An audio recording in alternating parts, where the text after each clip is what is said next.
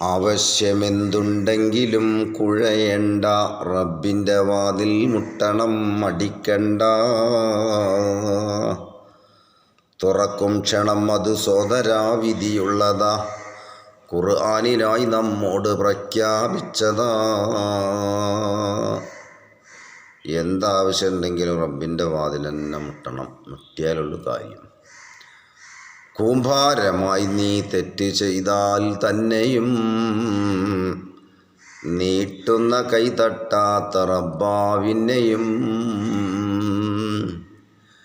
ആരും എനിക്കില്ലല്ലോ നീയല്ലാതെ എന്നും പറഞ്ഞ് നീ തേടണം വല്ലാതെ, എന്നാൽ അവൻ അതിനുത്തരം ചെയ്യുന്നതാ. ഓർത്തിട്ട് നീ തന്നെ എപ്പോഴും കരയുന്നതാ. അതാണ് തെറ്റ് ചെയ്ത ആൾ അള്ളാനെ വിളിച്ചാൽ അള്ളാഹു 2 പ്രാവശ്യം വിളി കേൾക്കുന്ന. നമ്മളെപ്പോലത്തെ നിസ്കരിച്ചും നോമ്പോൽക്കൊക്കെ ചെയ്യുന്ന ആൾക്കാർ അള്ളാനെ വിളിച്ചാൽ അള്ളാന്ന് വിളിച്ചാൽ 1 പ്രാവശ്യം വിളി കേൾക്കുള്ളൂ. എന്താ സംഭവം? നമ്മൾ അള്ളാനെ വിളിച്ചുമ്പോൾ നമ്മളെ മനസ്സിലുണ്ടല്ലോ, ഞാൻ നിസ്കരിച്ചണവനാണ്, ഞാൻ നോമ്പ് നിൽക്കണവനാണ്, ഞാൻ വലിയ ആളാണ് എന്ന ചിന്ത നമ്മിലുണ്ട്. അപ്പോൾ നമ്മൾക്ക് മുൻനിർത്താൻ, ചോദ്യത്തിൻ്റെ മുമ്പിൽ മുൻനിർത്താൻ നമ്മുടെ അമലുകളുണ്ട് എന്നുള്ള ചിന്തയിലാണ് നമ്മൾ അള്ളാനെ വിളിച്ചത്. നേരെ മറിച്ച് തമ്മാടിയും ദോഷിയും പാപിയുമായ ഒരാൾ അള്ളാനെ വിളിച്ചുമ്പോൾ പടച്ചോനെ അള്ളാന്ന് വിളിച്ചാനിച്ച് ഒരു അധികാരമില്ല, കാരണം ഞാൻ പാപിയാണ്, ദോഷിയാണ്, തെറ്റുകാരനാണ്. എന്നാലും നിൻ്റെ മഹളായ ഫള് കൊണ്ട് നീ വിളി കേട്ടാൽ എന്നൊരു ചിന്താഗതി. അപ്പോൾ മുൻനിർത്താനൊന്നുമില്ല തെറ്റ് ചെയ്ത ആൾക്ക്. അള്ളാൻ്റെ അപാരമായ കാരുണ്യം കൊണ്ട് വിളി കേട്ടാൽ നന്നായി. അപ്പോൾ അതുകൊണ്ടാണ് തെറ്റ് ചെയ്ത ആളുകൾ അള്ളാനെ വിളിച്ച അള്ളാഹു 2 പ്രാവശ്യം വിളി കേൾക്കുന്നത്. നേരെ ഓപ്പോസിറ്റ് ഇനി വിചാരിച്ചണ്ട കേട്ടോ. അപ്പം ഇനി സ്കെച്ചെന്ന് പറയുമ്പോഴേക്കൊന്നും വേണ്ടാന്ന് വിചാരിച്ചണ്ട. നമ്മൾ നേരെ ഒരു കാര്യം പറഞ്ഞാൽ നേരെ ഓപ്പോസിറ്റ് ചിന്തിക്കുന്ന ആൾക്കാരാണെന്ന്. അപ്പോൾ തൗബയുടെ ആഴം പറഞ്ഞതാണ്. അള്ളാഹു സ്വീകരിക്കുന്ന കൂമ്പാരമായി നീ തെറ്റ് ചെയ്താൽ തന്നെയും നീട്ടുന്ന കൈ തട്ടാത്ത റബ്ബാ പിന്നെയും. തൗബയുടെ ആഴം പറഞ്ഞതാണ്. തെറ്റ് ചെയ്താലും അള്ളാഹു അത് സ്വീകരിക്കുന്നുണ്ടോ. അതാണ് കരുണക്കടലായ റബ്ബ്. പ്രാർത്ഥന നമുക്കില്ലാതെ വന്നാൽ റബ്ബ് കാട്ടുന്നതല്ല നമ്മളോടൊരു ഹബ്ബ്.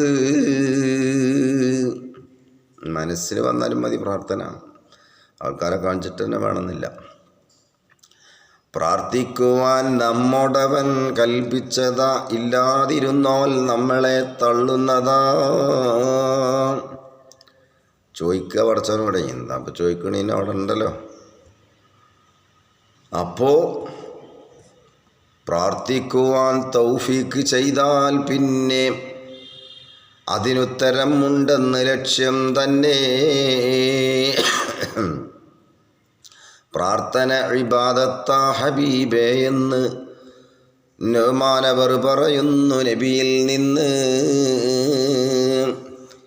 വിശ്വാസികൾക്കുള്ള ആയുധം ദുആയെന്ന് തിരുമുസ്തഫ നബി തങ്ങളും പറയുന്നു.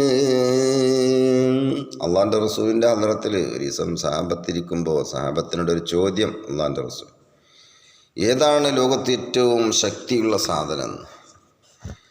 പലരും ഇങ്ങനെ ചിന്തിച്ചിട്ട് പറഞ്ഞു, അത് പാറയാണ് പറഞ്ഞു. പാറ. അള്ളാൻ്റെ റസൂൽ പറഞ്ഞു, പാറയല്ല സഹാബത്തെ, പാറയല്ല. അപ്പോൾ പാറയല്ലപ്പോൾ പാറ ശരിയാക്കണ സാധനം ഏതാ? ഇരുമ്പാണ്. ഇരുമ്പാണ് പറഞ്ഞു. അതുമല്ല സഹാബത്തെ, ഇരുമ്പുമല്ല. പിന്നെ ഏതാണ്? ഇപ്പോൾ ഇരുമ്പിനെ ശരിയാക്കണ സാധനം ഏതാ? തീയാണ്. കൊല്ലന്മാരൊക്കെ ആയുധങ്ങളെ പാകപ്പെടുത്തുന്നത് തീയിലിട്ടിട്ടാണ്. അപ്പോൾ തീയാണ് ഏറ്റവും ശക്തിയുള്ളത് നബിയായിരുന്നു. അപ്പം അള്ളാൻ്റെ റസൂൽ പറഞ്ഞു, അല്ല സഹാബ, തീയല്ല. അപ്പോൾ ചില സഹാബാക്കൾ പറഞ്ഞു, നബി അത് വെള്ളമാണ് പറഞ്ഞു. തീയിനെ കെടുത്താൻ വെള്ളമല്ല ഉപയോഗിക്കൽ, വെള്ളമാണ് പറഞ്ഞു. അപ്പം നബി പറഞ്ഞു, വെള്ളമല്ല, ഏറ്റവും ശക്തിയുള്ള സാധനമേതാ? വെള്ളമല്ല. വെള്ളമല്ലെങ്കിൽ പിന്നെ ഏതാണ്? അപ്പോൾ വെള്ളത്തിനെ പഠിച്ചിച്ച സാധനം എന്താണ്? അപ്പോൾ സഹാബാക്കൾ പറഞ്ഞത് കാറ്റാണ് പറഞ്ഞു. കാറ്റുമല്ല പറഞ്ഞു. അള്ളാഹുവിൻ്റെ റസൂൽ പറഞ്ഞു കാറ്റുമല്ല സഹാബ. ഏറ്റവും ശക്തിയുള്ള സാധനമേതാണതാണ് അള്ളാഹുവിൻ്റെ റസൂൽ പറഞ്ഞത്. വിശ്വാസികൾക്കുള്ളായുധം ദുആ എന്ന് നുഅ്മാനവർ പറയുന്നു നബിയിൽ നിന്ന്. അതാണ് അഷ്ടമുടിക്കായലിലെന്ന് ട്രെയിനിൻ്റെ ബോഗികൾ വീണപ്പോൾ കോഴിക്കോട് കലാസികൾ വന്നുകൊണ്ട് ലാ ഇലാഹ ഇല്ലല്ലാഹ് ലാ ഇലാഹ ഇല്ലല്ലാഹ് എന്ന് പറഞ്ഞിട്ടാണത് ബോഗികൾ ഉയർത്തിയിരുന്നത്.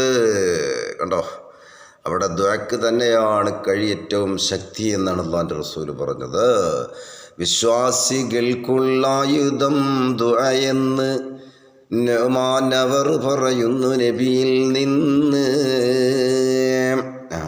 അപ്പോൾ അതാണ് കോഴിക്കോടുണ്ട് കുറച്ച് കൈലാസികൾ അന്താരാഷ്ട്ര. ആകെ 5-6 ആൾക്കാരുള്ളൂ. ഓല് വന്നാൽ അള്ളാഹിൻ്റെ ദുനിയാവിൽ പൊങ്ങാത്ത സാധനമൊക്കെ പൊങ്ങിച്ചു. എന്താ പറയണ എന്താണ്?